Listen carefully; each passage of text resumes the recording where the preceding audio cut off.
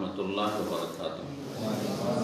إن الحمد لله نحمده ونستعينه ونستغفره ونعوذ بالله من شرور أنفسنا ومن سيئات أعمالنا.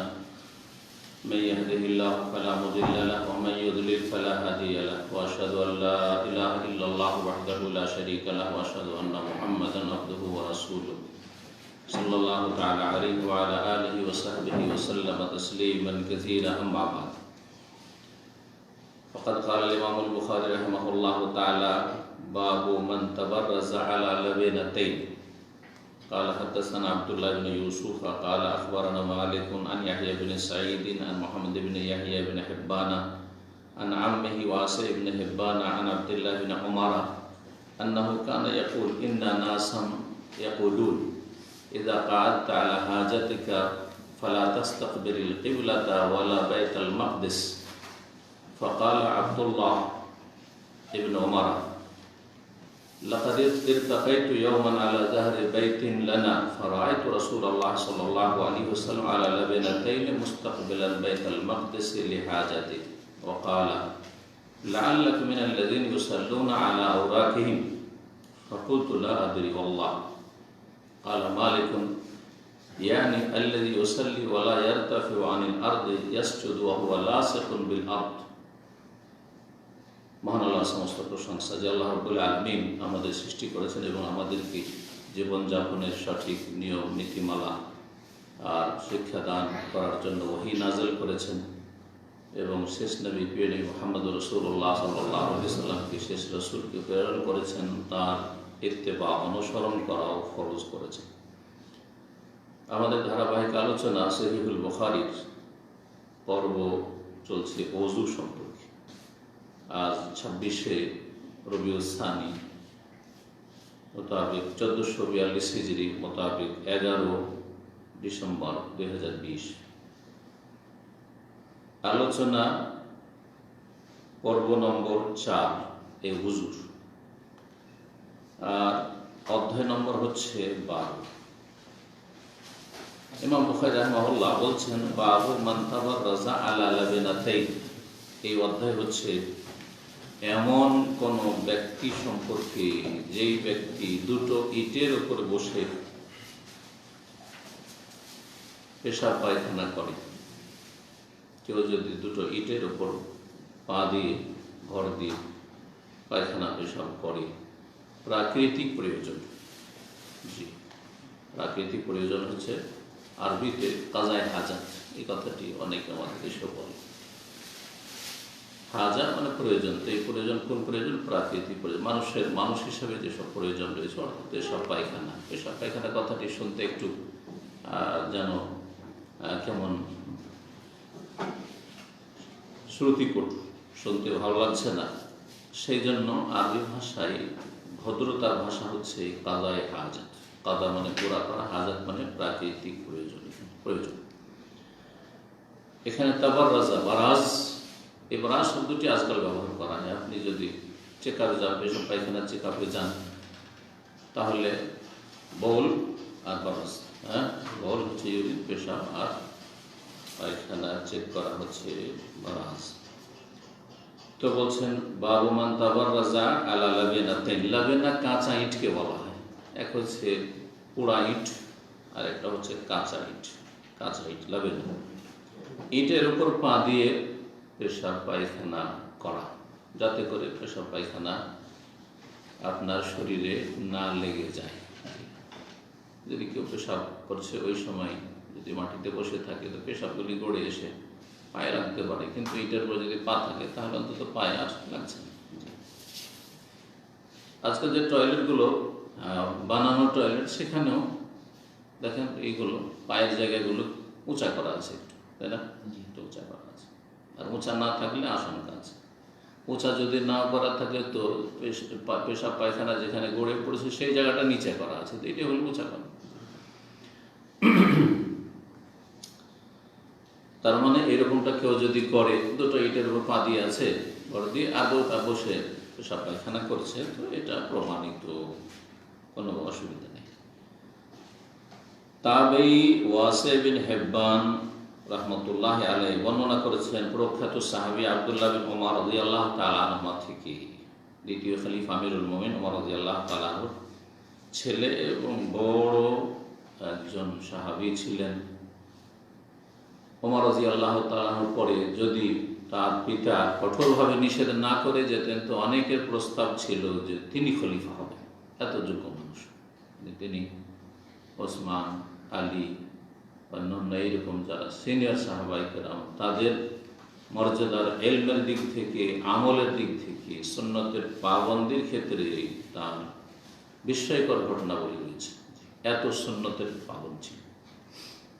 সুন্নাত মানে আবার দেশীয় ভাষা বাঙালিদের কাছে আর বিশেষ করে বিদাতপন্থীদের কাছে দাড়ি টুপি, তাই না?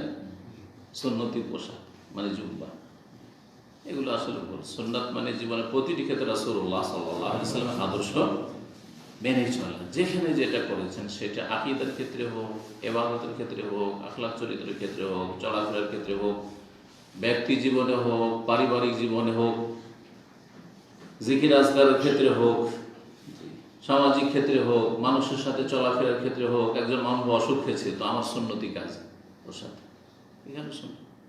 একজন মানুষ মারা গেছে, তার আপনি শুনতে পেলেন যে একজন মুসলিম মারা গেছে, আর আপনি জানাজায় হাজির হতে পারবেন আর তার দাফনে হাজির হতে পারবেন, তো এখানে সুন্নতি তরিকা কি যে না ভাই গরিব মানুষ, সুতরাং এখানে যাওয়ার তো কোনো সার্থকতা নেই। যেমন কালকের এক জানাজায় দেখলাম, একজন বাংলাদেশি জানাজা হইল, 5টা বাঙালি ছাড়া কেউ নেই, সব আরবরাই জানাজা করল। কারণ মানুষ যে গরিব, তার জানাজায় গিয়ে যার পার্থিব কোনো ফায়দা নেই। ধনীদের জানাজায় যদিও বেদিন হোক না কেন, যদিও নাস্তিক হোক না কেন, যদিও মুশরিক হোক না কেন, কবর পূজারি হোক না কেন, লক্ষ লক্ষ লোক,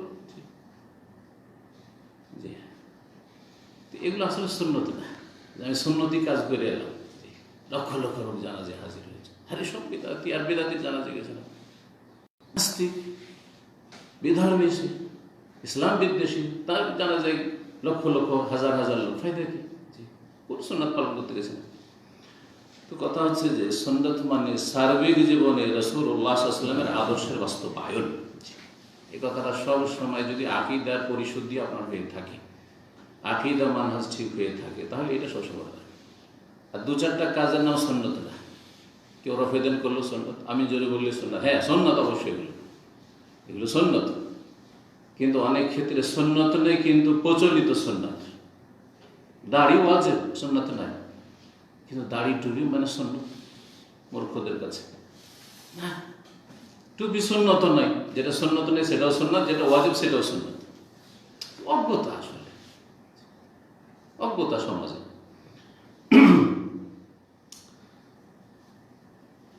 টুপি সুন্নাত নয় মানে এই কথা বলছে না যে টুপি ছাড়া চলাফেরা করেন। টুপি সমাজে ভদ্র পোশাক, ইসলামী পোশাক, নেক মানুষদের পরিচয়, ভালো মানুষদের পরিচয় আপনাদের সমাজে, সুতরাং করুন। কিন্তু যেসব দেশে টুপি থাকলেও আর না থাকলেও সমান, কেরালায়, শ্রীলঙ্কায় টুপি না থাকলেও খুতবা দিতে দেবে, আর টুপি থাকলেও খুতবা দিতে দেবে। কিন্তু বাঙালি জাতি বিনা টুপিতে খুতবা দিতে দেবে, বক্তব্য করতে দেবে, আপনাকে আলেম বলবে। একটা মূর্খের মাথায় যদি টুপি থাকে আর মুখে দাঁড়িয়ে থাকে তো ও হচ্ছে হুজুর। কেমন আছে? আল্লাহ সাহেব, সব আল্লাহ, এখন হুজুর না, সব আল্লাহ দাড়ি টুপি থাকলে।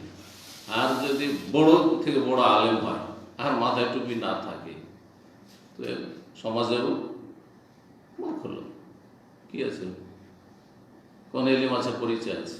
তা আপনার সমাজে যেমন তেমন চলেন, এটা প্রশংসনীয়, ভালো জিনিস অবশ্যই, কিন্তু ভালো হইলেই যে স্যার সুন্নাত তা মোটেই না। ভালো পোশাক প্রশংসনীয়, কিন্তু ভালো পোশাক সুন্নাত। প্যান্ট শার্ট পরলে সুন্নতের খেলাফ পোশাক হয়ে গেল, আর পাঞ্জাবি পরলে, পাঞ্জাবের সাথে সম্পর্কিত, পাঞ্জাবে তাহলে শুরু হয়েছে কাজটা। পাঞ্জাব ভারত পাকিস্তানের একটা প্রদেশ, ওইখানে শুরু হয়েছে, সেই জন্য নাম পাঞ্জাবি। পাঞ্জাবি কোন তাহলে ইসলামী পোশাক। যা কথা লম্বা না করে আসি, আব্দুল্লাহ বিন ওমর রাদিয়াল্লাহু তাআলা অত্যন্ত সুন্নতের পাবন ছিলেন। সফরে রাসূলুল্লাহর সাথে থেকেছেন, যেখানে যেখানে রাসূলুল্লাহ সাল্লাল্লাহু আলাইহি ওয়াসাল্লাম বসেছেন, অবস্থান করেছেন, ওখানে একটু বসতেন, এখানে একটু নামে।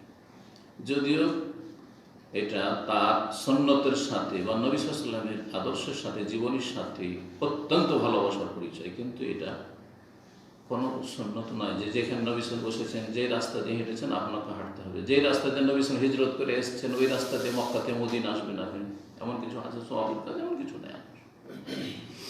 রাস্তা বদলেও গেছে, যদিও এই রাস্তা কিন্তু তারিকুল হিজরা বলা হচ্ছে, মানে আনুমানিক চেষ্টা করা হয়েছে যে রাস্তাটি মক্কা থেকে মদিনা আসছে সেটা তারিকুল হিজরার কাছাকাছি, কিন্তু ঠিক ওই রাস্তা দিয়ে একবার এসছেন রাসূলুল্লাহ সাল্লাল্লাহু আলাইহি ওয়াসাল্লাম, এমন কিছু নয়।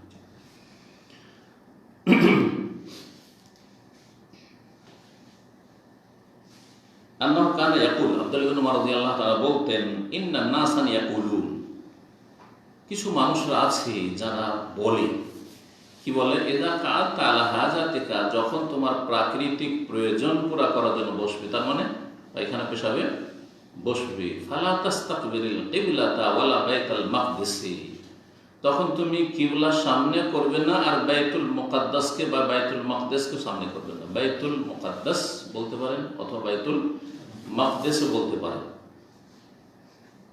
বাইতুল মুকাদ্দাস নয়। তিন রকম বলার প্রচলন আছে, দুটো ঠিক একটা ভুল। বাইতুল মুকাদ্দাস পবিত্র, যাকে আল্লাহ পবিত্র করেছেন, আর না হয় বাইতুল মাকদিস জারফে মাকান, মাকদিস যারা হায়দ্রাবাদ থেকে মদরের, জি জারফের জামান বা মাকান, জারফের সেগা মাকদিস বলতেন, কিন্তু বাইতুল মুকাদ্দিস পবিত্রকারী ঘর না, পবিত্রকারী না, ইসিম ফাইল না, বা ইসিম মফুল মুকাদ্দাস, আর না হইল মাকদিস জারফে মাকান। যারা আরবি গ্রামার বুঝে তাদের জন্য বললাম, দুটো উচ্চারণ ঠিক। আর আরেকটি যেটা প্রচলিত ভুল, ফাকাল আব্দুল্লাহ বিন ওমর, মানে লোকেরা বলে যে সামনে কিবলা করা যাবে না আর বাইতুল মুকাদ্দাসকেও সামনে করা যাবে না, বাইতুল মুকাদ্দাসকে সামনে করলে কিবলা পিছনে হবে, এটা লোকেরা বলে থাকে। সেটা অনেকের তখন সাহাবায়ে কেরামদের মত ছিল, সেটা ঘরে হোক আর বাইরে হোক, বিষয়টি সাহাবায়ে কেরামদের আমল থেকে ইখতিলাফ চলে আসছে, ঘরে হোক অথবা বাইরে হোক, অর্থাৎ বানা টয়লেটের ভিতরে হোক অথবা খোলা মাঠে হোক, পেশাব পায়খানায় কেবলা সামনে করা যাবে না। আর বাইতুল মুকাদ্দাসও সামনে করা, আর বাইতুল মুকাদ্দাস উত্তর দিকে মক্কা থেকে, কাবা থেকে, সুতরাং বাইতুল মুকাদ্দাসকে যদি সামনে করেন তো পেছনে হয়ে যাবে কেবলা, তো পেছনেও করা যাবে না, আগে পিছিয়ে করা যাবে না। আব্দুল্লাহ ইবনে উমর রাদিয়াল্লাহু তাআলা আনহুমা ইজতিহাদ এবং মত ছিল যেটা দলিলের দিক থেকে শক্তিশালী, এবং অধিকাংশ আইম্মা কেরামদের মতে এটি, ঘোর অধিকাংশ আইম্মা কেরামদের মতে এটি, যে ঘরে আর বাইরের পার্থক্য রয়েছে। আব্দুল্লাহ ইবনে উমর রাদিয়াল্লাহু তাআলা আনহু সাহাবায়ে কেরামদের মধ্যে তিনি শীর্ষস্থানীয় সাহাবী, যার মত ছিল যে ঘরে হলে কেবলা আগে পিছিয়ে গেলে অসুবিধা নেই, টয়লেট বানানো টয়লেটের ভিতরে, কারণ সেখানে বেয়াদবির কথা শব্দ হলে বেয়াদবিটা অত প্রকাশ পাচ্ছে না ঘরের ভিতরে। কিন্তু খোলা মাঠে আপনি পেশাব পায়খানা করছেন কেবলা সামনে করে, বেয়াদবিটা সুস্পষ্ট, সামনে কেবলা, খোলা মাঠ, সেটা কেবলা দেখা যাক আর নাই দেখা যায়, আর যদি কেবলা দেখা যায় তাহলে আরো বেয়াদবি স্পষ্ট। সামনেও করা যাবে, পেছনে করা যাবে না। গত সপ্তাহে বলেছিলাম তৃতীয় আরেকটি মত হচ্ছে যে সামনে করা যাবে না কিন্তু পেছনে করা যাবে। তো অধিক সতর্কতা কিসে রয়েছে? হ্যাঁ, গত সপ্তাহে যারা ছিলেন যে আগে পেছনে কোনোটাই করবেন না, আর সেটা ঘরেও করবেন না আর বাইরেও করবেন না। এই মতটি ছিল আবু আইয়ুব আনসারী রাদিয়াল্লাহু তাআলা আনহু প্রখ্যাত সাহাবী। তিনি যেহেতু এই হাদিসের বর্ণনাকারী, আর যে তোমরা যখন এসব পায়খানায় পূরণ করবে তখন ফালা তাস্তাকবিরুল কিবলাতা বিগায়াতিন ওয়ালা বাউলিন ওয়ালা তাস্তাদবিরুহা ওয়ালাকিন শাররিকু আলাইকুম। হাদিসটি ছিল। তো তার মত ছিল যে ঘরেও চলবে না, বাইরেও চলবে না। আর এই ইখতিলাফ তারপরে ফুকাহা কেরামদের মাঝে চলে আসে। ইমাম হানিফা রাহমাহুল্লাহর মাযহাবে ঘরে হোক আর বাইরে হোক, সামনে হোক আর পিছনে হোক, কোনোটাই চলবে না। অনেক আহলে হাদিস উলামায়ে কেরাম বলছেন যে এটাই ঠিক, অথবা এইটাতে রয়েছে অধিক সতর্কতা। আমার মত হচ্ছে এটাতে রয়েছে অধিক আপনার তাকওয়া পরহেজগার সতর্কতা। যখন ঘর বানাবেন, টয়লেট বানাবেন, তখন আপনি এমন করে বানাবেন যাতে কিবলা সামনেও না করতে হয়, পেছনে না করতে হয়। কিন্তু যদি দেখেন যে আমার এইভাবে করতে হচ্ছে, তাহলে জায়েজ। অথবা কোথাও হোটেলে অথবা কারো বাড়িতে গেছেন, আপনি ইসলামিক সেন্টারে এসছেন, আর কিবলা যদি আমাদের এখানে কিবলামুখী হয়ে নেই আলহামদুলিল্লাহ, কিন্তু যদি বানানো থাকে তো জায়েজ। কারণ এরও পক্ষে দলিল আছে, দলিল আসছে, আজকে কয়েকবার করে হাদিসটা আসবে। ইবনে ওমর রাদিয়াল্লাহু তাআলা আনহু যে দেখেছেন এবং বর্ণনা করছেন সে আমলটি রাসূলুল্লাহ সাল্লাল্লাহু আলাইহি ওয়াসাল্লাম। এটি হচ্ছে ইমাম শাফিঈ রাহমাতুল্লাহির মত, যে ঘরে জায়েজ সামনে পিছনে করা, আর বাইরে জায়েজ নয়।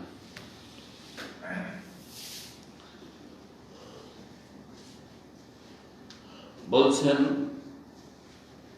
আব্দুল্লাহ বিন ওমর রাদিয়াল্লাহু তাআলা, যে লোকেরা বলছে যে একেবারে জায়েজ নয়, সামনে পিছনে কোনোটাই জায়েজ নয়, আর ঘরে বাইরে কোথাও জায়েজ নয়। কিন্তু আমি লাকাদির তাকাইতু ইয়াওমান আলা যাহরি বাইতিল্লাহ, আমি একদিন আমাদের ঘরের ছাদে, জাহার মানে পিঠ, মানুষের পিঠটা উপরে থাকে, আর বাড়ির পিঠ হচ্ছে ছাদ। তো আমি আমাদের বাড়ির ছাদে একদিন উঠেছিলাম। ফারাআইতু রাসূলুল্লাহ আলা লাবিনাতাইন, আমি দেখলাম যে রাসূলুল্লাহ দুটো ইটের উপর ভর দিয়ে বসে আছেন। তাহলে অধ্যায় রয়েছে দুটো ইটে পা রেখে পেশাব পায়খানা করা, এটা প্রমাণিত হইল, এভাবে করেছেন। মুস্তাকবিলান বাইতুল মাকদিস, বাইতুল মুকাদ্দাসকে সামনে করে, লিহাজাতিহি, নিজের প্রাকৃতিক প্রয়োজন পুরা করার সময়, পেশাব পায়খানার সময়। বাইতুল মুকাদ্দাসকে যদি সামনে করে থাকেন তো কাবা কোন দিকে পড়বে? পেছনে পড়বে। রাসূলুল্লাহ এরকম ঘরের ভিতরে বানানো বাথরুমে এরকমটা করেছেন। সুতরাং কেউ যদি বলে যে ঘরের মধ্যে জায়েজ নয়, এই আমলের খেলাফ, এটা বলতে চাইছেন ইবনে ওমর রাদিয়াল্লাহু তাআলা, যে জায়েজ আছে ঘরের ভিতরে, নবী সাল্লাল্লাহু আলাইহি ওয়াসাল্লাম করেছেন। যারা বলছেন যে না ঘরেও চলবে না, তারা এই হাদিসের উত্তর দিয়েছেন। একটি উত্তর হচ্ছে যে এটি রাসূলুল্লাহ সাল্লাল্লাহু আলাইহি ওয়াসাল্লামের কর্ম, আমল, আর আমলে সম্ভাবনা আছে যে হতে পারে রাসূলুল্লাহ সাল্লাল্লাহু আলাইহি ওয়াসাল্লামের এটি খাস বৈশিষ্ট্য, এটা অন্যদের জন্য নাও হতে পারে। কিন্তু বচন যদি থাকে, কওলি হাদিস, বাচনিক হাদিস যদি থাকে, যে নবী সাল্লাল্লাহু আলাইহি ওয়াসাল্লাম বলেছেন ফালা তাস্তাকবিলুল কিবলাতা বিগাইতিন ওয়ালা বাউলিন, পেশাব পায়খানা কিবলা সামনে পিছনে করিও না, ওয়ালা তাস্তাকবিরুহা, এই হাদিসটা আম। সুতরাং নবী সাল্লাল্লাহু আলাইহি ওয়াসাল্লামের কথাকে আমলের উপর আমরা কি করবো? অগ্রাধিকার দেব, তারজিহ। আর একটি উত্তর তারা দিয়েছেন যে কেউ যদি কোনো জায়গাতে বাথরুম করে, পেশাব পায়খানা আছে, সেই সময় হঠাৎ করে ইচ্ছাকৃত নজর দেওয়া তো হারাম, ঠিক না? ইচ্ছাকৃত নজর দেওয়া হারাম।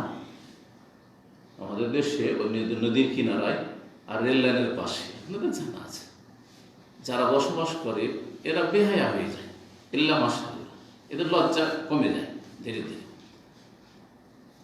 একসময় বাথরুমের খুব অভাব ছিল, এখন যদি ওখানেটা সভ্য হতে শিখেছে, ইসলাম না জানলেও কিছুটা সভ্য হয়েছে, যে চলো একটা বাথরুম বানাই। বাইরে এরকম রাস্তাঘাটে, রাস্তার পাশে, রোডের পাশে, অথবা রেলের পাশে, নদীর কিনারায়, নদীর পাড়ে পেশাব পায়খানা করছে, আর মানুষ পাশ দিয়ে রাস্তা আছে চলাচল করছে, বা গাড়ি চলছে, ট্রেন বাস চলছে, পেশাব পায়খানা করে, তখন কেমন বসে থাকে? কেমন বসে থাকে? মাথা নিচে, মানে চোখে চোখে না দেখা গেল, কে কি দেখছে দেখুক, তাই না? ঝাল মূর্খতা আসলে। আরে আসল এই নয় যে আপনার চোখে চোখে নজর পড়ে গেল, লজ্জা পড়ে গেলেন, না না, আসল হচ্ছে যে আপনার কোনো মানুষের চোখের সামনে লজ্জায় স্থান উন্মুক্ত করা খোলা হারাম, কাবিরা গুনাহ, পুরুষ হোক আর নারী, কাবিরা গুনাহ, যে কেউ লজ্জায় স্থান খুলবে অন্যের সামনে। লজ্জায় স্থান বলতে সামনে এবং পিছনটা, রানের ক্ষেত্রে না, কাবিরা গুনাহ নয়, রান প্রয়োজনে খোলা যেতে পারে, নবী সাল্লাল্লাহু আলাইহি ওয়াসাল্লাম থেকে প্রমাণিত হয়েছে। রানটা হচ্ছে আওরাত, কিন্তু এই আওরাত খাফিফা, হালকা, ঢেকে রাখা ভালো, উচিত। কিন্তু মাঝে মধ্যে প্রয়োজনে রান খুলতে পারেন। আমাদের দেশের চাষিরা রান খোলে না, বা কাজকর্মের জন্য কাপড় ছাড়ে না, কাঁচা বানায়। হ্যাঁ,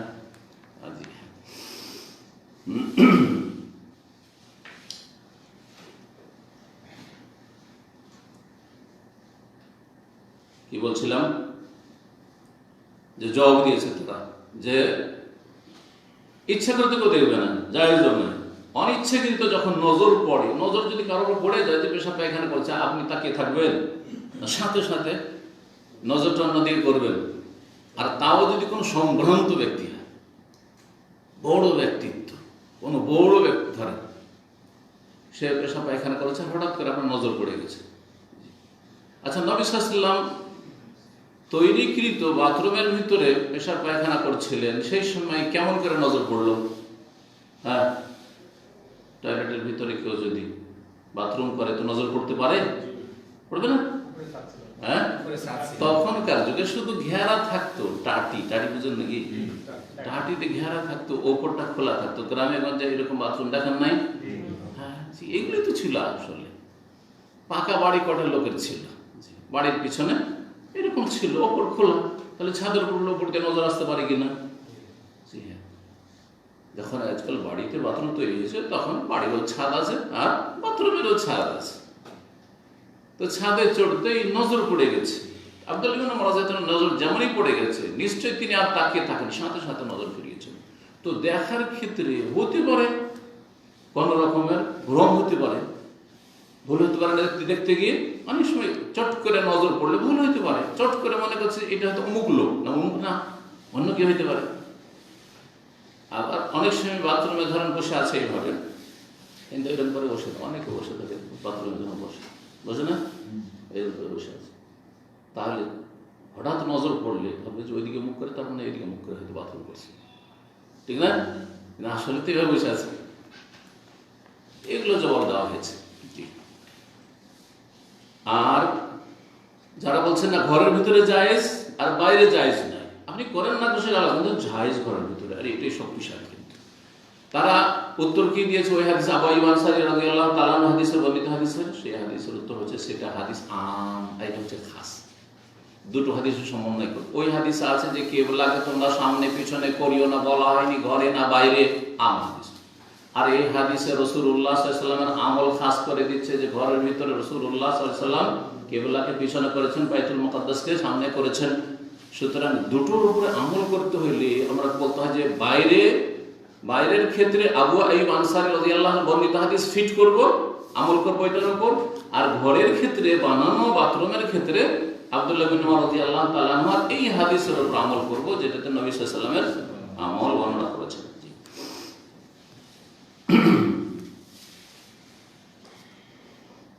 আর একটা মজাব আছে জাহিরি মজহাব। আর অনেকে আজকাল কিন্তু জাহিরি ফতোয়া দিচ্ছে আমাদের আহলে হাদিসদের মধ্যে, ইলমের অভাবে এবং ফিকহের অভাবে। আর বড় বড় যারা সালাফদের আলেম ওলামা, তাদের কিতাবাদি তারা স্টাডি করে না, যার অভাবে। ইবনে তাইমিয়া রাহিমাহুল্লাহ কিতাব পড়ে না, ইবনে তাইমিয়া রাহিমাহুল্লাহ কিতাব পড়ে না, শেখ ইবনে বাজের ফতোয়া কিতাব পড়ে না, শেখ ইবনে উসাইমিনের কিতাব পড়ে না। হাদিস আছে দিয়ে দিল ফতোয়া, যার ফলে জাহিরি ফতোয়া দিয়ে দিচ্ছে।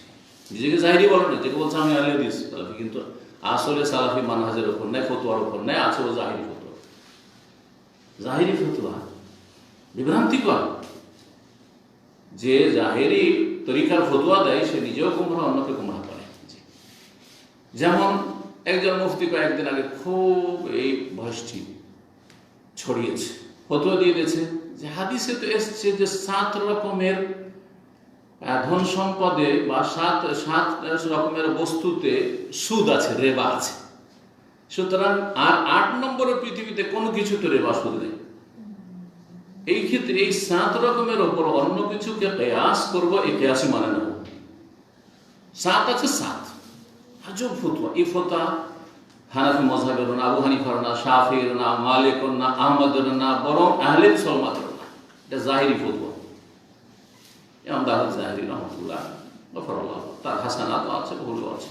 ইবনে হাজম জাহিরি রাহমাতুল্লাহ বড় ইমাম ছিলেন, কিন্তু তারা জাহিরি মানহাজের লোক ছিলেন, সুতরাং তাদের ফতোয়াতে অনেক ভুল আছে। এখন এই তরিকাতে ফতোয়া দিয়ে বসে আছে যে স্বর্ণ আর চাঁদির কথা, সুতরাং স্বর্ণ আর চাঁদিতে কি আছে? সুদ আছে। এই কাগজের নোটে সুদ নেই। এই ফতোয়া কেউ যদি দেয় সে নিজে গুমরাহ হলে অন্যকে গুমরাহ হবে। এই জাহিরি ফতোয়া, কথা বুঝতে পারছেন না? তো ওই রকমই জাহিরি ফতোয়া আছে এই পেশাব পায়খানা আর বিষয়ে, যে পেশাব পায়খানা করার ব্যাপারে যখন পরস্পর বিরোধী হাদিস আছে আর রাসূলুল্লাহ সাল্লাল্লাহু আলাইহি সাল্লাম এর মধ্যে এই হাদিসটিকে আপনার ঘরের ক্ষেত্রে খাস না করে বলছে এই হাদিস হচ্ছে নাসিখ, রহিতকারী। যে হাদিসে রাসূলুল্লাহ সাল্লাল্লাহু আলাইহি সাল্লামের আমল, যে তিনি কি করেছেন, কিবলাকে পিছনে করে বাথরুম করেছেন, তাহলে এটা রহিতকারী হাদিস। আর আবু আইয়ুব আনসারী হাদিস হচ্ছে মানসুখ। সুতরাং ঘরে হোক বাইরে হোক সব জায়গায় কিবলামুখী, কিবলা পিছনে করে পেশাব পায়খানা করা জায়েজ। দিল ফতোয়া, ভুল ফতোয়া, ভুল ফতোয়া। হাদিস শেষ হয়ে গেছে। ওয়াকালা, যখন এই হাদিস শোনালেন ইবনে ওমর রাদিয়াল্লাহু তাআলা আনহু, তারপরে বলছেন তার ছাত্রকে, তার ছাত্র এখানে রয়েছে ওয়াসি বিন হিব্বান রাহমাতুল্লাহ আলাইহি, তাবি।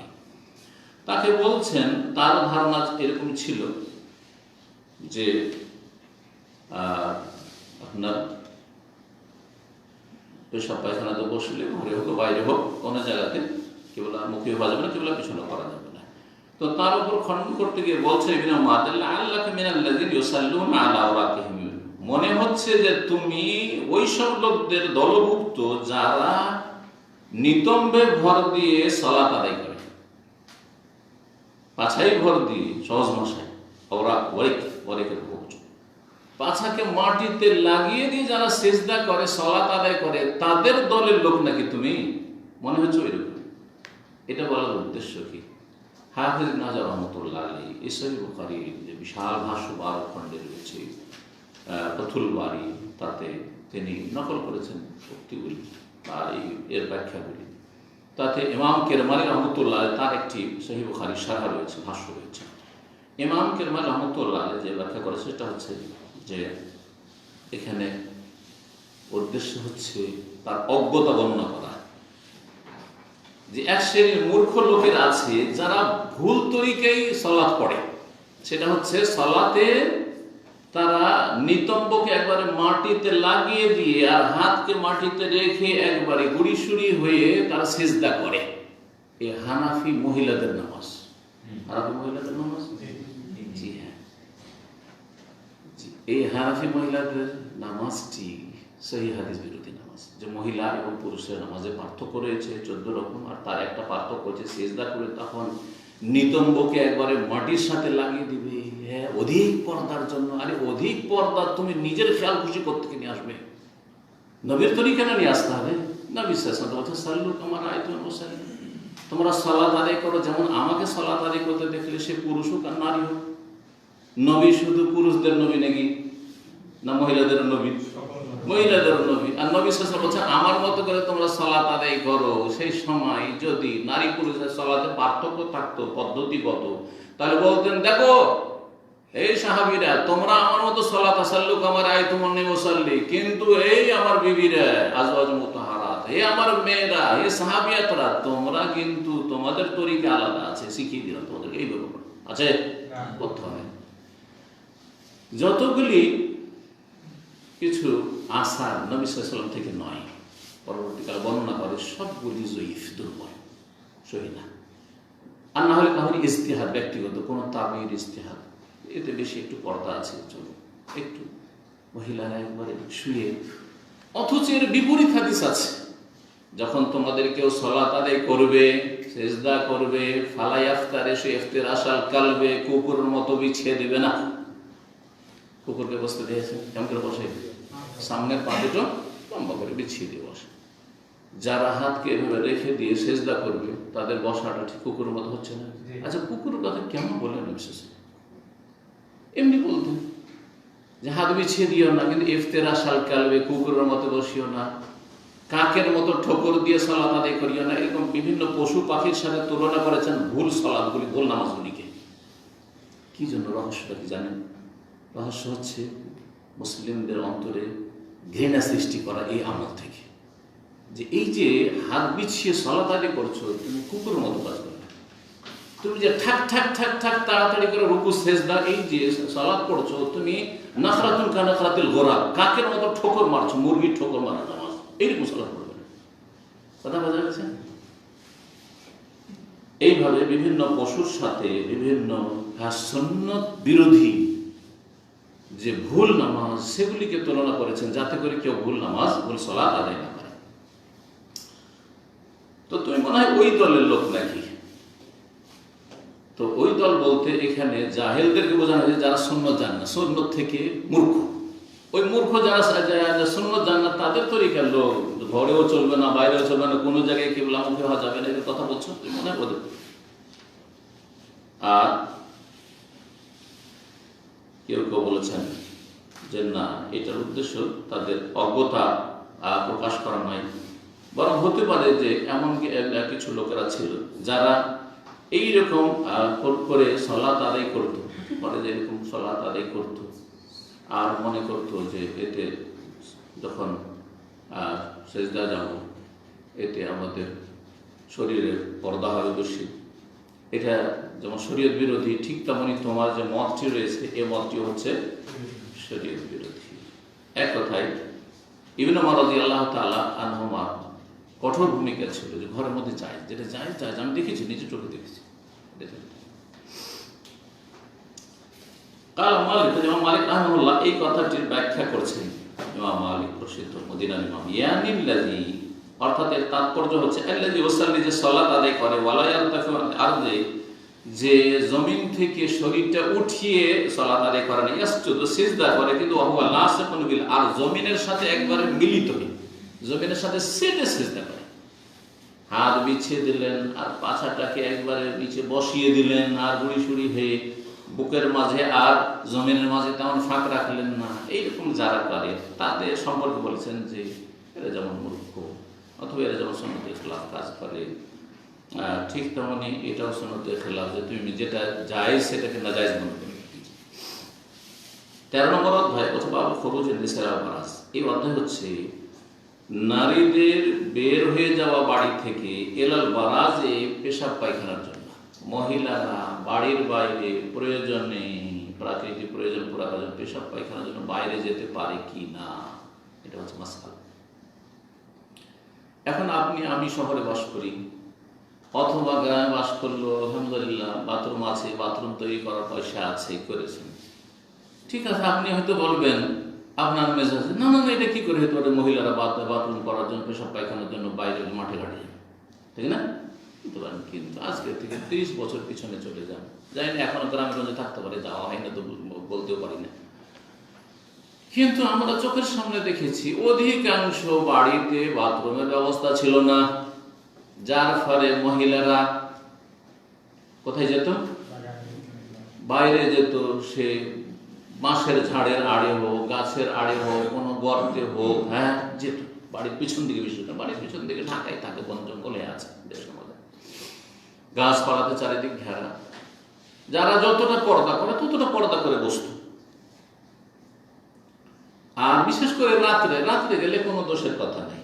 নবী সাল্লাল্লাহু আলাইহি ওয়াসাল্লামের বিবিগণ অথবা নবী সাল্লাল্লাহু আলাইহি ওয়াসাল্লামের সাহাবিয়াত যে মদিনার, তারা বাইরে যেতেন, কিন্তু হাদিস আছে রাতে যেতেন। কখন যেতেন? রাতে। মা আয়েশা রাদিয়াল্লাহু আনহা সহিহ বুখারী হাদিস রয়েছে যে তার উপর মিথ্যা অপবাদের যে হাদিস রয়েছে কিসসাতুল ইফক, তাতে লম্বা হাদিসে বর্ণনা করা হয়েছে। তিনি বলছেন যে তখনকার যুগে মদিনায় যেহেতু প্রতিটি ঘরে বাথরুমের ব্যবস্থা ছিল না, সেই জন্য মদিনার মুসলিম নারীরা, আনসারী মুহাজিরদের মহিলারা বাইরে যেত, কিন্তু রাতে যেত, রাত ছাড়া দিনে নয়, রাত টু রাত।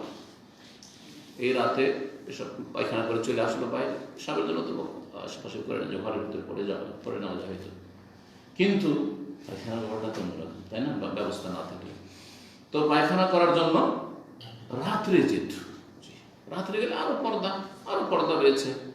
কিন্তু যে নাজায়েজ কাজগুলি গ্রাম অঞ্চলে আমরা ছোটকাল থেকে মানে জানি, সেটা হচ্ছে যে দলবদ্ধ হয়ে মহিলারা যায় আর পায়খানা বসে গেছে, গোল হয়ে আশেপাশে বসে গেছে আর পায়খানা করছে আর গল্প করছে। জানেন না? আপনাদের অনেকের বয়স কম আছে, জানবেন না। যাদের 40-এর বেশি বয়স, তারা বেশি জানবেন। হারাম এসব পায়খানা অবস্থায় কথা বলা জরুরি না হয়ে জায়েজ নাই, কথা বলা জায়েজ নাই। আল্লাহ সন্তুষ্ট হয়, কিন্তু প্রয়োজনে অনেক সময় পেশাব পায়খানা করছেন, আর বাইরে থেকে আপনাকে খুব এমার্জেন্সি আপনার ওয়াইফ অথবা আপনার ছেলে কোনো একটা জরুরি কথা বলছে, উত্তর দিতে পারেন প্রয়োজনে চাইছে, কিন্তু বিনা প্রয়োজনে এসব করা যায় না। কথা বলা আদবের খেলাফ, সভ্যতার খেলাফ, ভদ্রতার খেলাফ। ইসলাম মানুষকে তাহজিব সাকাফাত শিখিয়েছে, সভ্য মানুষ তৈরি করেছে। ইসলাম ছাড়া কোনো জাতি সভ্য হতে পারে না। যারা আজকে সভ্যতার কথা বলছে তারা মানুষের সামনে দু চারটি কথাতে তাদের লৌকিকতার সভ্যতা, তাদের ব্যক্তি জীবনে, পারিবারিক জীবনে তাদের জীবনটা পশুর চাইতে নিকৃষ্ট জীবন, পশুর চাইতে নিকৃষ্ট জীবন। এরা বাথরুম করে পানি নেই না, অথচ পানি রয়েছে। এদের বাথরুমে পানি থাকে না পশ্চিমাতে, আর পশ্চিমা জাতিকে, এই গোড়া সাদাদেরকে অনেকে সভ্য মনে করে। এরা যত নোংরা হয়ে থাকে, এরা যত নোংরা বস্তু খায়, সবচেয়ে নিকৃষ্ট নোংরা বস্তু যাকে আল্লাহ স্পষ্ট ভাষা হারাম করেছেন, লাহমুল খিনজির, শুকুরের গোস্ত তাদের হচ্ছে মূল খাদ্য। মদে ডুবে আছে যেই জাতি, মানে এইরকম। তারপর জেনা, ব্যভিচার তাদের কাছে কোনো ব্যাপার না, বরং বিয়ে শাদী করাটা একটা হচ্ছে তুচ্ছ কাজ। সারা জীবনটা তাদের এই নোংরামিতে কাটে। সেই জাতি আবার সভ্য, সেই জাতি সভ্য। যেই জাতি শরীরে কাপড় রাখতে চাই না, একেবারে এতটুকু কাপড় রাখে না, কখনো একেবারে বিপস্ত, আউযুবিল্লাহ, সেই জাতি আবার সভ্য। তাহলে তো হিংস্র পশু সভ্য। বাঘ, ভাল্লুক, শৃগাল, কুকুর, খেকশিয়াল, বিড়াল পোশাক পরে না, তাহলে এরা তো আগে থেকে সভ্য। কথা বোঝা গেছে? না, মোটেই না। শরীর ঢেকে থেকে একজন মানুষকে যত সুন্দর লাগছে, আপনি কাপড় খুলে দেন, প্রথম জামাটা খুললেন, গেঞ্জি গায়ে দিয়ে খারাপ লাগছে, ছবি তুলেন, এমনি বুঝতে পারবেন না যে খারাপ লাগছে, আপনি বুঝতে পারবেন না, অন্যরা হচ্ছে ছবি তুলেন, দিয়ে দেখেন ছবিটা। আচ্ছা, আমি একটা আরো ছোট উদাহরণ দিচ্ছি, এটা পরীক্ষিত। পায়ে যদি মোজা না থাকে আর পায়ের ছবি আসে, দেখতে একবার বেশি লাগবে পায়ের ছবিটা, কিন্তু মোজা যদি থাকে দেখতে সুন্দর লাগবে। ঠিক কিনা? চিন্তা করে তাহলে বোঝা গেল যে পোশাকের জিনাত, আল্লাহ কোরআন এটাকে জিনাত বলেছে। যেমন পর্দা আবরণ, তেমনি জিনাত।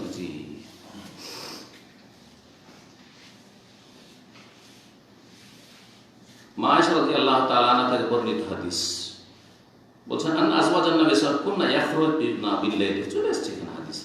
নবী সাল্লাল্লাহু আলাইহি ওয়াসাল্লামের বিবিগণ কুননা ইয়াখরুজনা বিল-লাইল, রাতে তারা বেরোতেন, রাত্রে যেতেন, দিনে না। তাহলে যদি সম্ভব হয়, কারো অভাবের কারণে যদি বাথরুমের ব্যবস্থা না থাকে আর মহিলাদেরকে বাইরে যেতে হয়, তো তাদের জন্য উচিত হবে রাত্রে যাওয়া, রাতের দিনে যাবে না। আজকাল রাতেও তো ফিতনা, শয়তানদের ফিতনা বাইরে, সুতরাং সেখানেও একজন মাহরাম যদি কাছাকাছি থাকে, কেউ দাঁড়িয়ে আছে, কোনো পুরুষ স্বামী অথবা, তাহলে একটা প্রোটেকশন ব্যবস্থা আছে। নাহলে আজকাল তো বুঝতে পারছি কি ধর্ষণ হচ্ছে, তাই না? ওটাও খেয়াল রাখতে হবে, যেটা সেই যুগে ছিল। তারপরে কয়েকজন গেল, আর একটু দূরে দূরে বসলো, আর কেউ কারোর সাথে কথা বললো না, তাহলে অনেকটা নিরাপদ। দিনে যদি একান্ত যেতে হয়, তাহলে বাইরে হইলেও যেন পর্দা থাকে, আশেপাশে কোনো পুরুষ লোক নেই, পুরুষ লোকের নজর আসবে না, এরকম। রাতে তারা বেরোতেন। ইযা তাবাররাজান ইলাল মানাসি, যখন তারা পেশাব পায়খানার জন্য যেতেন, কোথায় বেরোতেন?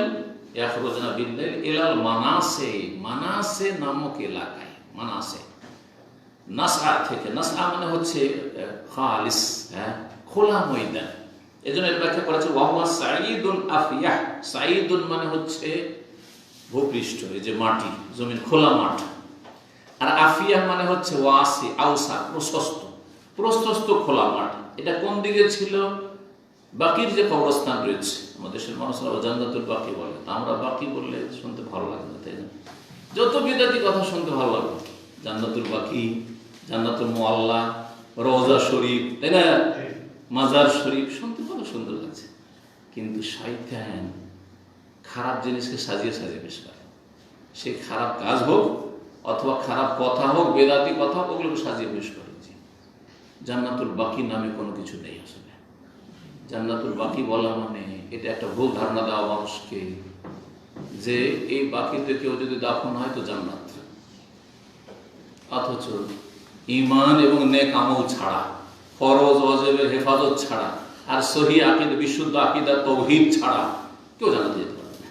তার উপরে আল্লাহর রহমত হবে, তখন আল্লাহর রহমত হবে। তাওহীদের শিরক আছে, আর মদিনায় বাস করে, মদিনায় শিয়া বাস করে না, হাওয়ালা একটা মহল্লা আছে হাওয়ারি।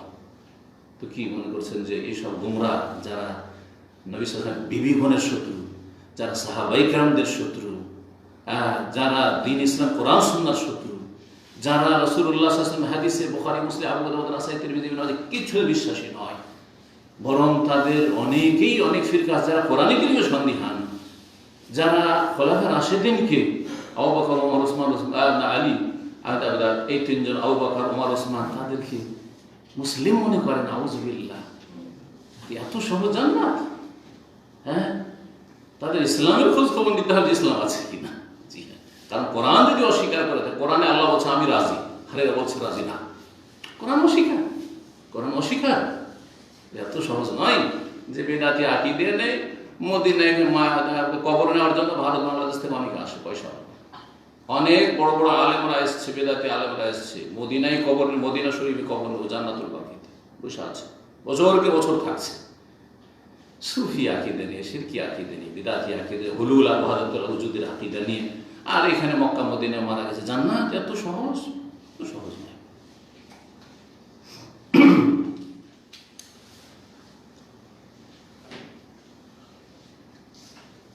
তো এই খোলা মাঠে যেতেন, এই বাকির দিকে খোলা জায়গা ছিল। ফাকানা ওমর, ওমর রাদিয়াল্লাহু তাআলা ইয়াকুলুন, নবী সাল্লাল্লাহু আলাইহি ওয়াসাল্লামকে বলতেন, উহজুর নিসাকা, নবী সাল্লাল্লাহু আলাইহি ওয়াসাল্লামের কাছে আসতেন পর্দা নাযিল হওয়ার আগে। ওমর রাদিয়াল্লাহু বলতেন, ইয়া রাসূলুল্লাহ,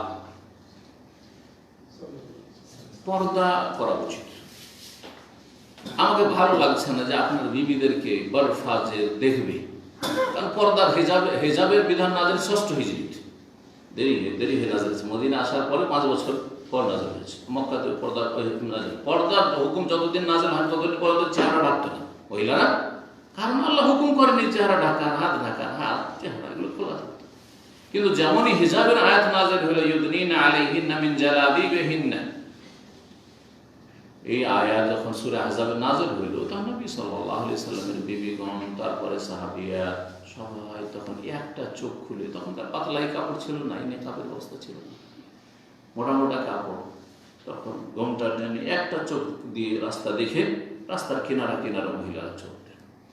তো ওমর রাদিয়াল্লাহু তাআলা বেশ কিছু বিষয়ে তলব করতেন বা মন থেকে চাইতেন যে আল্লাহ এটা হইতো, আল্লাহ এটা হইতো। তার মধ্যে একটি ছিল হিজাব, পর্দা। আল্লাহ পর্দার বিধান তুমি নাযিল করে দাও, মহিলারা এরকম চেহারা করে চলাফেরা করবে, এটা ভালো আছে।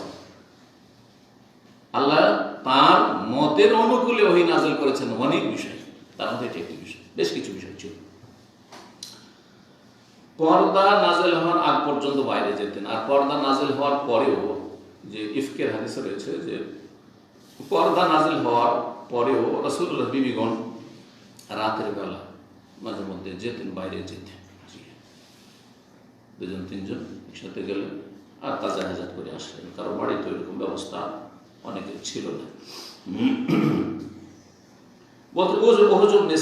আপনার বিবিদের আপনি হেজাবের ব্যবস্থা করুন, হেজাবের নির্দেশ দিন। ফালাম ইয়াকুন রাসূল ইয়াফআল, কিন্তু রাসূলুল্লাহ সাল্লাল্লাহু আলাইহি ওয়াসাল্লাম এই কাজটি করতেন না। কেন করতেন না? শিথিলতা ছিল না, তিনি নিজে আগে বেড়ে কিছু করতেন না। অমায়ান্তিকু আনিল হাওয়া, সূরা নাজম হচ্ছে নিজের পক্ষ থেকে কোনো কথা বলতেন। আল্লাহ বলেনি চেহারা ঢাকতে, আমি কেন বলবো? এখনো তো হুকুম আসেনি। ধীরে ধীরে ইসলামী বিধানগুলি 23 বছরে নাযিল হয়েছে, একবারে নাযিল হয়নি। বড় হিকমত ছিল, কারণ কাফের মুশরিক 360টা মূর্তির পূজা করছে মক্কার অলিতে গলিতে, আর কাবার চারিদিকে 360টা মূর্তি। আর তাদেরকে যদি একবারে বলা হয় মদ হারাম, চেহারা খোলা হারাম, হ্যাঁ, এই 5 ওয়াক্ত তোমাকে সালাত পড়তে হবে, এই সিয়াম রাখতে হবে, এই যাকাত দিতে হবে, বলছি এতগুলি পারবো না, পাপ সব মুরতাদ হয়ে যেত, তাই না? মুসলমানই হতো না। আস্তে আস্তে আস্তে আস্তে আস্তে ইসলাম কমপ্লিট নাযিল হওয়ার পরে আস্তে আস্তে চলবে না। অর্থাৎ আপনি আজকে ইসলাম সেন্টারে এসেছেন, আর আপনি কোন একটা মাসলা জিজ্ঞাসা করছেন, যে মাসলাটা সালাতের মাসলা নয়, অন্য কিছু জিজ্ঞাসা করছেন। ধরেন আপনার বিবির চেহারার কথা বলছেন, আমি বলবো যে না, জায়েজ জায়েজ আছে না, কারণ ওহি নাজলে আছে যে চেহারা ডাকতে হবে, সুতরাং বলবো আপনাকে। যদি জিজ্ঞাসা করে টাকনার নিচে, টাকনাটা ঢাকা যাবে কিনা কাপড় দিয়ে, না টাকনার উপরে রাখতে হবে, কি বলবো? আপনার জন্য চলবে বলবো নাকি? না, জায়েজ জায়েজ বলবো না, কারণ দিন কমপ্লিট হয়ে গেছে, আমার লোক আবার অবকাশ নেই হারাম আমার জন্য গোপন করা, কথা বোঝা গেছে। কিন্তু আপনি যদি জিজ্ঞাসা না করেন তো আমি আগে আপনার টাকনার নিচেও কাপড়, আর সিগারেটও খাচ্ছে, মুখ দিয়ে গন্ধ আসছে, আর শুনতে পেলাম যে তো নামাজও পড়ে না, তাহলে সবগুলি একসাথে বলব না, সবগুলি। এটা হচ্ছে দাওয়ার হিকমত। দাওয়াতের কাছে কি দাড়িও নেই, প্রথম দিনই বলবো ভাই দাড়িটা রেখে আসি, বলবো নাকি? কখন না, এটা তরিকা না, এটা দাওয়াতের হিকমত। কিন্তু আপনি যদি জিজ্ঞাসা করেন দাড়ি, যে সে দাড়ির হুকুম কি, অবশ্যই বলবো যে আছে। আপনি জিজ্ঞাসা করে ফেলেছেন, আমাকে সহি কথা বলতে না, কি আমাদের ভেসে যাবো। কিন্তু আপনি যদি জিজ্ঞাসা না করেন তাহলে আপনাকে দাড়ির দাওয়াত দেবো না। প্রথম কিসের দাওয়াত দেবো? তৌহিদ। যদি জানি যে আপনি মাজারপন্থী, আটরসি মাইজ ভান্ডারি, আপনি দেওয়ানবাগি, আগে তৌহিদ, সালাতের আগে তৌহিদ করে দেবো। কবর পূজা ছাড়ুন, পীর পূজা ছাড়ুন, মাজার পূজা ছাড়ুন, না হলে কিচ্ছু কবুল হবে না। এই নামাজ পড়ে লাভ নাই, জমা বেকার আপনার এই স্মৃতি পুকুরে আঁকিয়ে দাঁড়িয়ে কোনো কাজে আসবে না। আপনি তৌহিদি জনতা না, শিরকি জনতা, যতই বলেন না কেন। জানছি মাশাআল্লাহ কিন্তু তৌহিদের সাথে সাথে তৌহিদের সমানই গুরুত্ব রাখে কিন্তু সালাত। সুতরাং বলবো আপনাকে 5 ওয়াক্ত সালাত পড়ে।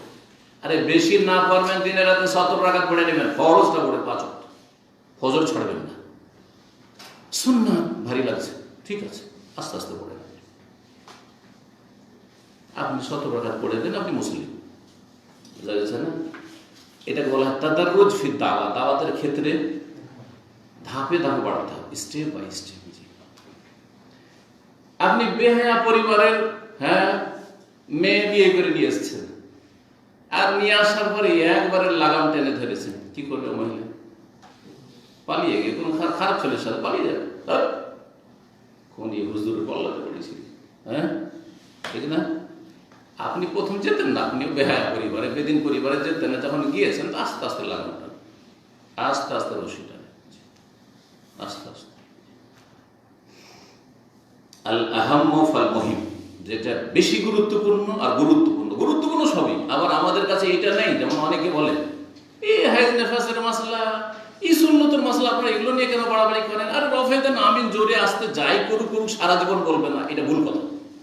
অবশ্যই বলতে হবে, কিন্তু গুরুত্বপূর্ণ আর অধিক গুরুত্বপূর্ণ, বুঝা গেছে না? গুরুত্বপূর্ণ আর অধিক গুরুত্বপূর্ণ। আপনি যখন গ্রামে যাবেন দেখবেন যে বড় রোগ, ঠিক ডাক্তার কাছে রোগী আসে, একটা লোক এসছে করোনা রোগী, আর তার সাথে তার মেলাগুলি রোগ আছে, আরো রোগ আছে, মেলা রোগ আছে। ডাক্তার সবগুলি একসাথে ওষুধ দিবে, এতগুলি নাকি? দেখবে যে যেটা রোগ ভালো করা এখন জরুরি, না হলে লোকটা এক্ষুনি মারা যাবে। করোনা আক্রান্ত, এখন করোনা চিকিৎসা করি, বাকিগুলো থাক, একে বাঁচিয়ে রাখি, কমসে কম বাঁচিয়ে রাখি, আস্তে আস্তে সুস্থ হলে তখন অন্যান্য ওষুধ দিতে পারি। নবী সাল্লাল্লাহু আলাইহি ওয়াসাল্লাম করতেন না, কারণ আল্লাহর হুকুম হয়নি, নিজের পক্ষ থেকে কোনো কিছু বলতেন না, অপেক্ষা ছিলেন যে ওহি আসলেন তখন বলবেন। ফাখারাজাত সাউদাতু বিনতু জামা যাওজুন নবী সাল্লাল্লাহু আলাইহি ওয়াসাল্লাম লাইলাতান মিনাল লায়ালি ইশাআন, একদিন এশার সময় নবী সাল্লাল্লাহু আলাইহি ওয়াসাল্লামের সহধর্মিণী সাউদা বিনতে জামা, সাউদা রাদিয়াল্লাহু তাআলা, তিনি বেরিয়েছেন। নবী সাল্লাল্লাহু আলাইহি ওয়াসাল্লামের প্রথম বিবিকে,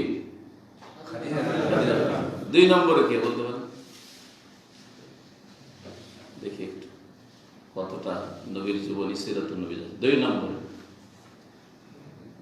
কাকে বিয়ে করেছেন?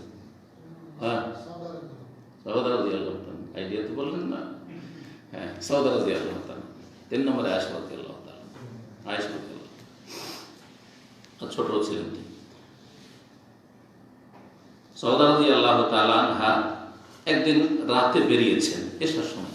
ওয়াকানাত ইমরাতান তাওয়িলা, তিনি কিন্তু খুব লম্বা রমণী ছিলেন, উঁচা, দীর্ঘকায়ী ছিলেন। ফানাদাহু উমর রাদিয়াল্লাহু তাআলা আনহু পছন্দ করতেন না যে নবীর বিবিরা জায়েজ হলো কেন যাবে বাইরে, রাতে হইল কেন যাবে, শক্ত ছিল। কিন্তু ওমর রাদিয়াল্লাহু দিনের ক্ষেত্রে কঠোর ছিল। ওমর রাদিয়াল্লাহু তাআলা সাহাবাকে ডাক দিচ্ছেন, আলা শোনেন, আলা শোনেন, তাদ আরাফনাকি ইয়া সাওদা, হে সাওদা আপনাকে আমি চিনে ফেলেছি, আপনাকে আমি রাতের অন্ধকারে হলো কি করেছি, চিনতে পেরে গেছি। কেন এই কথা বললেন? বলছেন হিরসান আলা আয়ানজিল হিজাব, এই আগ্রহ নিয়ে এবং এই কথার জন্য উদ্গ্রীব হয়ে যে যাতে করে হিজাবের বিধান নাযিল হয়ে যায় আর নবী সাল্লাল্লাহু আলাইহি বিবিগণ বাইরে না যান, আর যদি যেতে হয় তাহলে চেহারা ঢেকে যান। যদিও সেটা এসার সময় ছিল, রাতের অন্ধকারে, এমন না যে লাইটিং হয়েছে এখনকার মধ্যে, অন্ধকার, বাড়িতে তো লাইটের ব্যবস্থা থাকতো না। মায়েশা রাদিয়াল্লাহু তাআলা বলছেন নবী সাল্লাল্লাহু আলাইহি ইন্তেকালের সময় বা নবী সাল্লাল্লাহু আলাইহি ওয়াসাল্লামের শেষ জীবনে তাহাজ্জুদ পড়েছেন, আর আমি দেখি বিছানায় নেই, কোথায় গেছে। তো যদি সতীন থাকে আর বিছানায় না পায় স্বামীকে, তাহলে শয়তান কি ওয়াসওয়াসা দিবে, অন্য কারো কাছে গেছে, তাই না? এই পালপিটেশন শুরু হয়ে গেছে। তারপর আমি খুঁজে দেখছি, দেখি কোথাও অন্ধকারে আছে নাকি। দেখছি যে নবী সাল্লাল্লাহু আলাইহি ওয়াসাল্লাম সিজদায় লুটিয়ে পড়ে আছেন, ওয়া রিজলাহু মানসুবাতান, আর দুই পা এইভাবে দাঁড়িয়ে আছে, সিজদায় যেমন থাকে। নবী সাল্লাল্লাহু আলাইহি ওয়াসাল্লাম দোয়া করছেন সিজদায় পড়ে, সুবহানাল্লাহ। তো এইরকম খুঁজতে কেন হলো, এরকম করে খুঁজছেন, দাদা হাত লাগছে যে কোথায় আছে, কেন? বলছেন তিনি ওয়াল বুয়ুতু ইয়াওমাইযিন লাইসা ফিহা মাসাবিহ, ওই জামানে আমাদের বাড়িতে কোনো প্রদীপের ব্যবস্থা থাকতো না, আলোর ব্যবস্থা থাকতো না। মাঝে মধ্যে একটু চর্বি জ্বালিয়ে আলো করে দিলাম, খাওয়া দাওয়া করে কাজ কাম সেরে অন্ধকার, তারপরে অন্ধকার।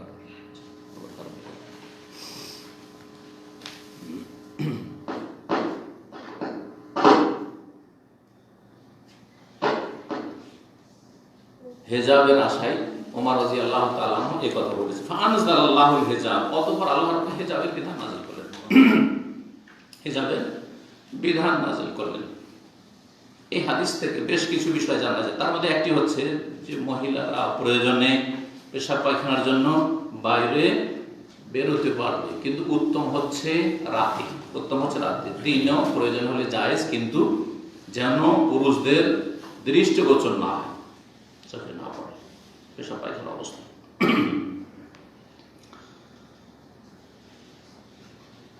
আর কি জানতে পারলেন দেখি? এর নাম হচ্ছে ইস্তেমবাদ। একটা হাদিস থেকে অনেক মাসাইল বেরোতে পারে।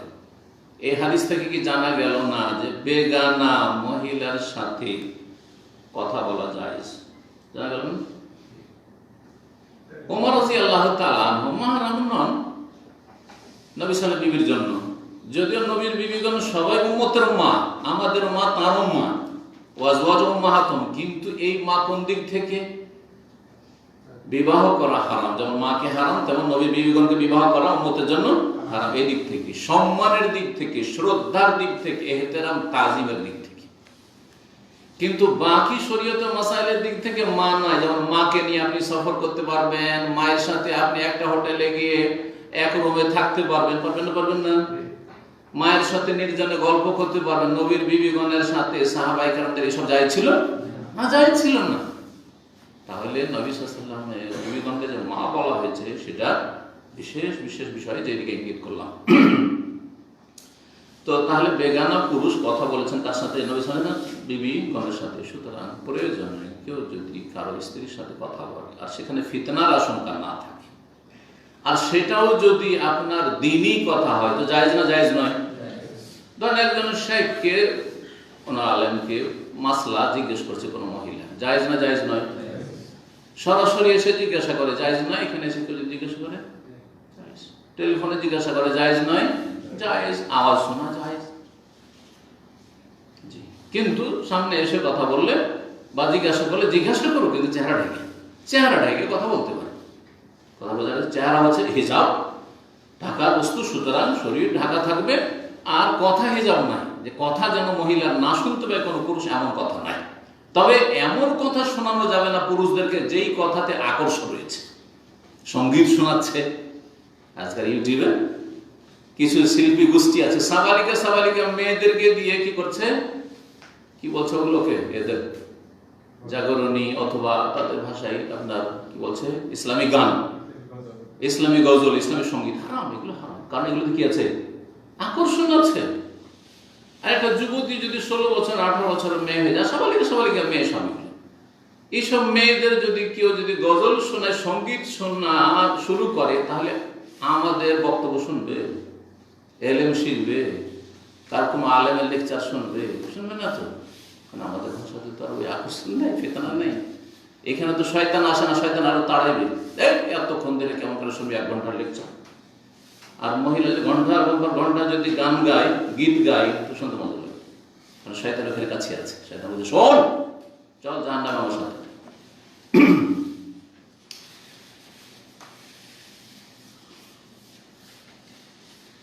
এই জন্যই কোরআন তেলাওয়াত, মহিলার কোরআন তেলাওয়াত, মহিলার কাছ থেকে শিখার ব্যবস্থা থাকলে পুরুষ কখনো কোরআন তেলাওয়াত শুনে। এই পুরুষ ওস্তাদের কাছে আমি কোরআন শিখছি, তাজবিদ শিখছি, আর কোরআন মস্ত করছি, না জায়েজ নয়। কারণ কোরআনের তেলাওয়াত সুর করতে হবে, যায়্যিনুল কোরআন বিআসওয়াতিকুম, যখন সুর করে পড়বে তাতে একটা আকর্ষণ আসবে, আর মহিলাদের আওয়াজে একটা আকর্ষণ আছে। সুতরাং মহিলাদের তেলাওয়াত পুরুষ শুনবে, জায়েজ নয়, জায়েজ নয়। কিন্তু মাসলা মাসালা জিজ্ঞাসা প্রয়োজন। কেনাকাটা, মুদিখানা দোকানে যাচ্ছে আর মহিলা কিনে আসে কাপড়ের দোকানে, হয়তো স্বামী ব্যস্ত, স্বামী থাকলে, আর যদি এমনিও যায় স্বামীকে সাথে নিয়ে গেলে সবচেয়ে ভালো। কিন্তু মহিলা প্রয়োজনে যাচ্ছে, কোনো কিছু কিনে নিয়ে আসছে, জায়েজ নয়, জায়েজ। আমার কেন আমার থেকে আমল চলে আসছে, জায়েজ। কিন্তু ফিতনা যেন না থাকে, ফিতনার আশঙ্কা। যেখানে ফিতনার আশঙ্কা থাকলে মাহরামের সাথে নির্জনতা জায়েজ না, এটা মনে রাখেন। অর্থাৎ এই মশলা অনেকে জানে না, কিন্তু আপন মায়ের পেটের ভাই কিন্তু চরিত্র খারাপ, লুচ্চা, চরিত্রহীন, তাহলে তার বোনেরা ওই ভাইয়ের সাথে সফর করবে না, ভাইয়ের সাথে নির্জনে গল্প করবে না, ভাইয়ের সামনে শরীর পুরো ঢেকে থাকবে, কারণ এর চরিত্র খারাপ, এর নজর খারাপ। যদি কেউ টের পায় যে কোনো মাহরামেরও নজর খারাপ হয়ে যাচ্ছে, আমার আপন মামা নজর খারাপ,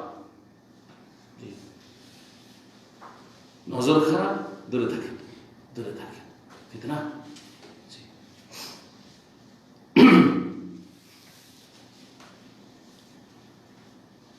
এই হাদিস থেকে জানা গেল যে মাকেও নসিহতমূলক কথা বলতে গিয়ে একটু শক্ত করে বলা যায়।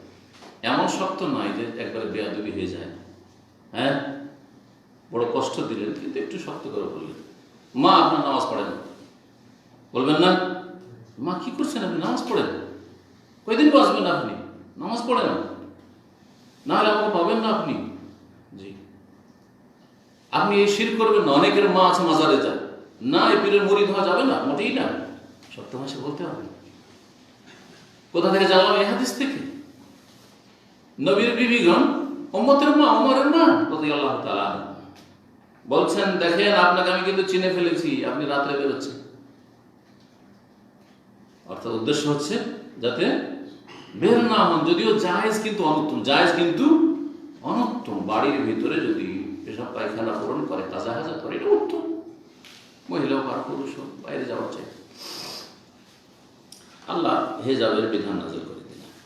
তারপর থেকে নবী সাল্লাল্লাহু আলাইহি ওয়াসাল্লাম বিবিগণ সবাই চেহারা ঢেকে চলাফেরা শুরু করলেন, তা সাহাবিয়ারা চেহারা ঢেকে চলাফেরা করলেন। আর এই সিলসিলা আলহামদুলিল্লাহ চলে আসছে। আর সৌদি আরবে আছে, দিনদার পরিবারগুলিতে আছে, কেউ ইবাদত হিসাবে পালন করছে, আর অধিকাংশই সেটা প্রথাগত পালন করছে। যারা ইবাদত হিসাবে চেহারা ঢাকছে, পর্দা করছে, তাদেরটা কিয়ামত পর্যন্ত টিকে থাকবে, কোন শক্তি সেটা কেড়ে নিতে পারবে না। ইউরোপ আমেরিকা গেলেও চেহারা ঢাকবে, কাফেরদের মাঝে গেলেও চেহারা ঢাকবে, ভালো জায়গায় থাকলো মন্দ জায়গায় থাকলো, কথা ঠিক না? কিন্তু যারা প্রথাগত করছে, দেশাচার, আরে সৌদি আরবে সবাই ঢাকছে, বাংলাদেশ থেকে অনেকে ভিজিটে নিয়ে আসছে, আপনার স্ত্রী এখানে এসে ঢাকা শুরু করেন, সবাই ঢাকছে, একাই তো লজ্জা লাগে চেহারা বলতে। কিন্তু সে প্রথাগত করলো, দেশাচার করলো, তাহলে এই আদাত ইবাদত নয়, কোনো নেকিও পাবে না, আর এটা টিকসই হবে না। যেমন এখান থেকে এয়ারপোর্টে যাবে, সব খুলে ব্যাগে ভরে নেবে, করছে না অনেক মহিলা, সব খুলে ভরে নিচ্ছে। আমি যখন ইউরোপ গেলাম, লন্ডন গেলাম, অনেক মহিলা আমাদের সাথে জেদ্দা থেকে চাপলো, বিভিন্ন দেশের, তার দেশে আরব দেশেরও বিভিন্ন আরব আশেপাশের বিভিন্ন দেশের এক কথা এখান থেকে তো ফ্লাইট বিভিন্ন জায়গা থেকে আসে, তারপরে এখান থেকে ট্রানজিটে যায় পাকিস্তান থেকে। কিছু মহিলা দেখলাম, বেশিরভাগই তো সব চেহারা খোলা দেখলাম যাচ্ছে, মুসলিম অথচ মহিলা, কিন্তু কিছু আছে চেহারা ঢেকে। এখান থেকে চেহারা ঢেকে উঠলো, যেমনই ফ্লাইট উড়ে গেছে আর তার উপরে সব চেহারা খুলে গেছে। ওখানে গিয়ে যখন ওই লাইনে লেগেছি, হ্যাঁ, ইমিগ্রেশনের জন্য, সেখানে চেহারা ঢাকা মহিলা খুঁজেই পাচ্ছি না, শুধু আমার ওয়াইফ ছাড়া আর কোনো মহিলা খুঁজে পাচ্ছে। একটা মহিলা আলহামদুলিল্লাহ পেলাম, আর একজন মহিলা যে চেহারা ঢেকে এখান থেকে জিদ্দা থেকে চেহারা ঢেকে দিচ্ছে, ওখানেও চেহারা ঢাকা। কথা হচ্ছে যে হেজাব একটা হচ্ছে ইবাদত, আর একটা হচ্ছে আদত, প্রথা, দেশাচার, অভ্যাস। অভ্যাস বদলানো যায়, কিন্তু ইবাদত বদলানো যায়। আমার ইবাদত ঠিকই থাকবে। সুতরাং আপনি যা কিছু করবেন ইবাদত হিসাব করবেন, নেকিও পাবেন এবং সেটা স্থায়ী হবে। যেটা আল্লাহর জন্য করছেন আপনি, দেহের জন্য করছেন আপনি, জান্নাতে যাওয়ার জন্য করছেন, জাহান্নাতে বাঁচার জন্য করছেন। এটা গরমেও করবেন আর শীতেও করবেন।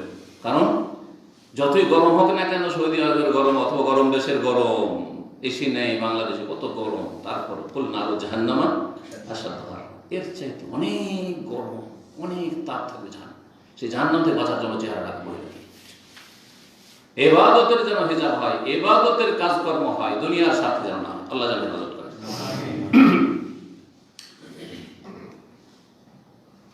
মায়েশা রাদিয়াল্লাহু তাআলা আনহা বর্ণিত 147 নম্বর হাদিস, নবী সাল্লাল্লাহু আলাইহি সাল্লাম থেকে তিনি বর্ণনা করেন, বলেন নবী সাল্লাল্লাহু বলেন, কাদ ওযানা লাকুন্না, হে আমার বিবিরা বা হে আমার সাহাবী মহিলারা, তোমাদেরকে অনুমতি দেওয়া হয়েছে আল্লাহর পক্ষ থেকে, আনতা খুরুজনা ফি হাজাতিকুন্না, যে তোমরা তোমাদের প্রাকৃতিক প্রয়োজন পুরা করার জন্য, পেশাব পায়খানার জন্য বাড়ির বাইরে বের হবে। কি করা হয়েছে? অনুমতি দেওয়া হয়েছে। কার পক্ষ থেকে? তাহলে নবী সাল্লাল্লাহু আলাইহি ওয়াসাল্লাম যদি বলেন শরীয়তের বিষয় যে আপনাদেরকে অনুমতি দেওয়া হয়েছে, তোমাদেরকে অনুমতি দেওয়া হয়েছে, কার পক্ষ থেকে? আল্লাহর পক্ষ থেকে। নবীকে অনুমতি দেনেওয়ালা কে? আল্লাহ। আল্লাহ অনুমতি দিয়েছেন যে তোমরা পেশাব পায়খানা করার জন্য বাড়িতে ব্যবস্থা না থাকলে বাইরে যেতে পারবে। জি, এখনো পারবে, কিন্তু শর্ত হচ্ছে পর্দা, যেন বেহায়াবি পর্দা হয়ে নয়, রাস্তাতে যাওয়ার পথে, আসার পথে এবং পেশাব পায়খানা পুরা করার সময়, সেই সময় যেন কোনো পুরুষের নজর না আসে অথবা মহিলারও নজর না আসে। কারণ মহিলাকে দেখা যায় না। আবার আমাদের দেশে কিন্তু একটা অজ্ঞতা আছে, পুরুষরা পুরুষের সামনে কিন্তু খুব সতর্ক ঢাকে, কিন্তু মহিলার ক্ষেত্রে কিন্তু নির্লজ্জ। মহিলাদের সামনে শরীর খুলে দেওয়াটা খুব হালকা মনে করে। না, এটা নেই, একই রকম। যেমন একজন পুরুষ আরেকজন পুরুষের সামনে লজ্জাস্থান ঢাকা ফরজ, ঠিক তেমনি মহিলার সামনে লজ্জাস্থান ঢাকা ফরজ। কতটা খুলতে পারবেন চেহারা, মহিলার সামনে মাথা খুলতে পারবেন, এটা মহিলার সামনে যেমন আমরা খুলে থাকি। কিন্তু শরীরের আপনার যেগুলি আপনার ঢাকার বস্তু, যেগুলিতে ফিতনা রয়েছে, সেগুলি মহিলার সামনে ঢাকবে। জি, বক্ষ ঢাকবে, পেট ঢাকবে, তারপরে আপনার নাভি থেকে নিয়ে হাঁটু পর্যন্ত ঢাকবে। হ্যাঁ, হাঁটুর নিচেটা পুরুষের সামনে খুলতে পারবে না, কিন্তু মহিলার সামনে হাঁটুর নিচে খুলতে পারবে। জি,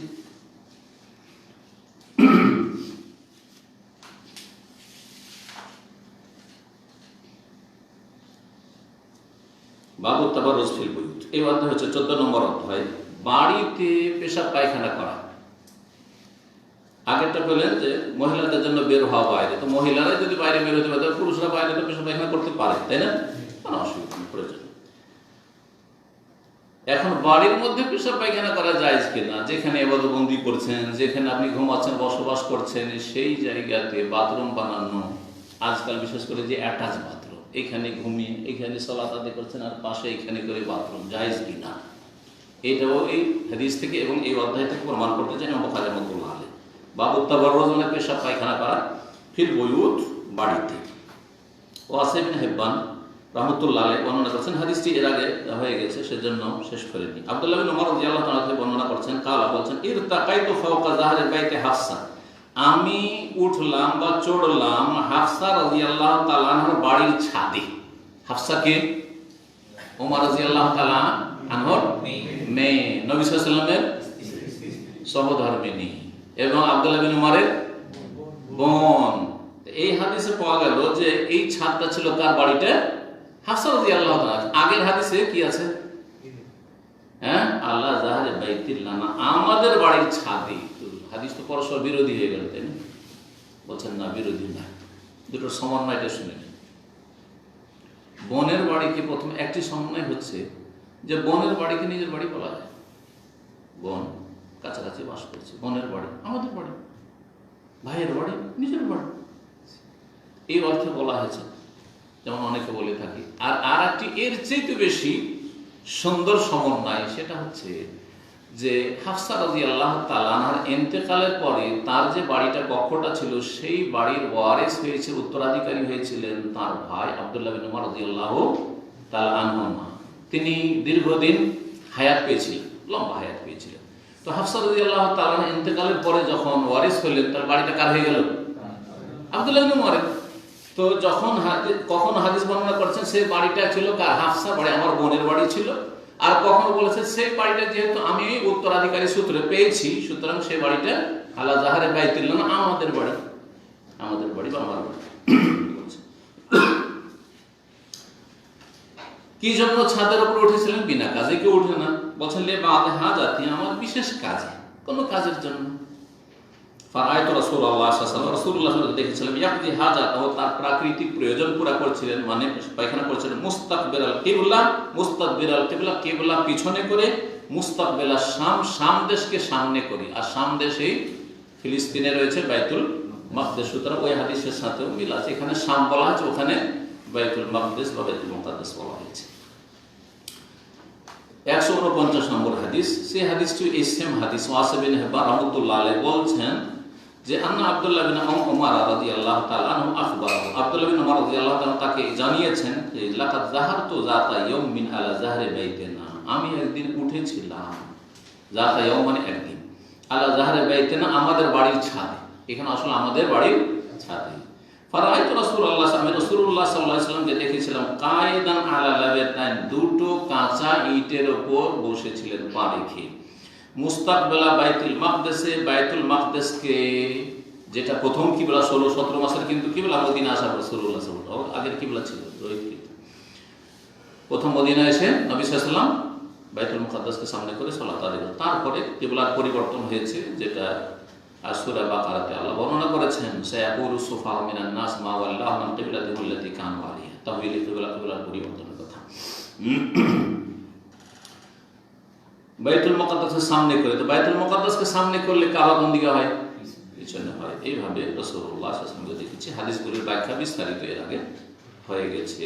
এখানে আজকের আলোচনা শেষ করেছি। আল্লাহ রাব্বুল আলামিন যেন আমাদের নেক আমল কবুল করেন, আমাদের ইলম আমলে বরকত দান করেন, আমাদের হায়াতে রুজিতে বরকত দান করেন। যেসব ভাইরা এসেছেন অথবা অনলাইনে শুনছেন, শুনবেন, আল্লাহ সকলকে যেন উত্তম প্রতিদান দান করেন এবং তাদের সার্বিক জীবনে বরকত দান করে। সমস্ত বালা মুসিবত থেকে আল্লাহ যেন হেফাজত করেন। সারা বিশ্বের সমস্ত মুসলিম ভাই বোনদের আল্লাহ যেন হেফাজত করেন। সমস্ত ফিতনা থেকে বালা মুসিবত থেকে আল্লাহ যেন বাঁচিয়ে রাখেন। সুবহান রাব্বিকা রাব্বিল ইজ্জাতি আম্মা ইয়াসিফুন ওয়া সালামুন আলাল মুরসালিন ওয়া আলহামদুলিল্লাহি রাব্বিল আলামিন।